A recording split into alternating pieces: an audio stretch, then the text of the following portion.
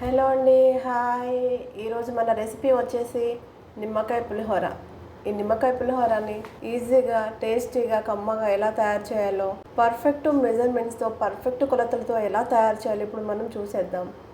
ఈ నిమ్మకాయ పులిహోర మన పిల్లల బాక్స్లోకైనా, లంచ్ బాక్స్లోకైనా, మన దేవుడి ప్రసాదంలోకైనా, మనం జర్నీ చేసేటప్పుడు, దైవ దర్శనాలకు వెళ్ళేటప్పుడు జర్నీలోకైనా ఇది ఎంతో టేస్టీగా, కమ్మగా ఉండేలా ఇప్పుడు మనం తయారు చేసుకుందాం. ఒక గిన్నెలో 1 గ్లాస్ రైస్ తీసుకుంటున్నానండి. వాటిని శుభ్రంగా కడిగి వాటర్ పోసుకొని పక్కన పెట్టేసుకుందాం. నేను ఓన్లీ 1 గ్లాసే తీసుకుంటున్నాను.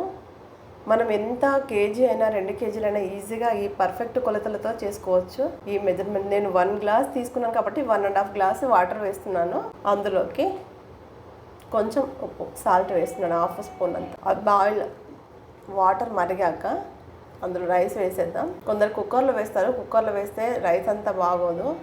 ఇలా గిన్నెలో వండుకుంటేనే రైస్ పొడి పొడిగా, విడివిడిగా మంచిగా అవుతుంది. అందులోకి కొంచెం నేను 1 స్పూన్ అంతా ఆయిల్ వేసేస్తున్నాను. అన్నం ఉడికేలోపు మనం నిమ్మరసం తీసుకొని పక్కకు పెట్టేసుకుందాం.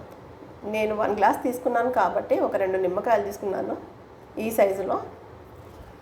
మీరు కేజీ తీసుకునేటప్పటికి ఒక 6 నిమ్మకాయలు తీసుకోండి. ఎందుకంటే నేను 1 గ్లాసే కాబట్టి కేజీకి 3 గ్లాసెస్ ఇవి.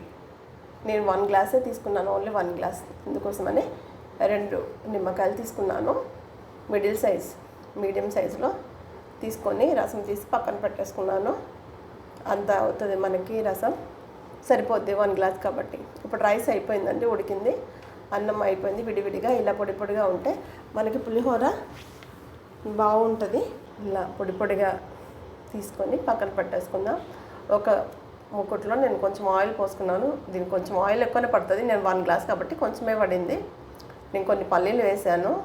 అవి కొంచెం వేగాక ఒక 1/2 స్పూన్ అంత ఆవాలు, 1 టీ స్పూన్ జీలకర్ర, 1 టీ స్పూన్ మిరియాలు, కొంచెం పచ్చిశనగపప్పు వేద్దామండి. పచ్చిశనగపప్పు బాగుంటుంది ఇందులోకి. పులిహోరలకి ఒక 5-6 ఎండుమిరపకాయలు వేసేద్దాం. కొంచెం కరివేపాకు వేసేద్దాం. కొన్ని పచ్చిమిర్చి పొడుగ్గా ఘాట్లు పెట్టుకున్నవి 5-6 పచ్చిమిర్చి వేసేద్దాం. వేసి వేయించేద్దాం.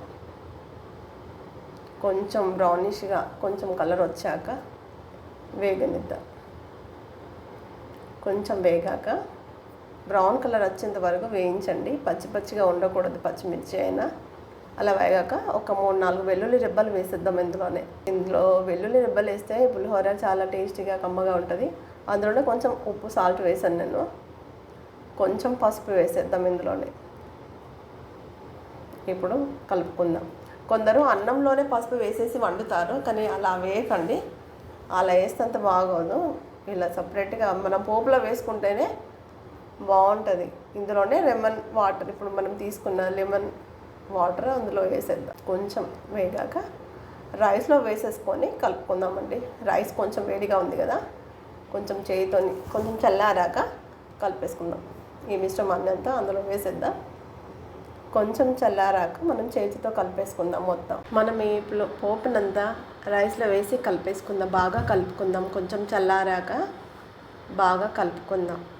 వేడిగా ఉంది కాబట్టి కొంచెం చల్లారాక మొత్తం కలుపుకొని పెట్టేసుకుందాం. ఇప్పుడు నిమ్మకాయ పులిహోర రెడీ అయిపోయిందండి. నేను చెప్పిన సింపుల్ మెథడ్స్లో మీరు ఫాలో అవ్వండి.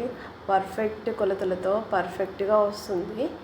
మీకు కనుక ఈ వీడియో నచ్చినట్టయితే ఒక లైక్ చేయండి, మీ ఫ్రెండ్స్కి షేర్ చేయండి, సబ్స్క్రైబ్ చేయడం మాత్రం మర్చిపోకండి. Thank you for watching.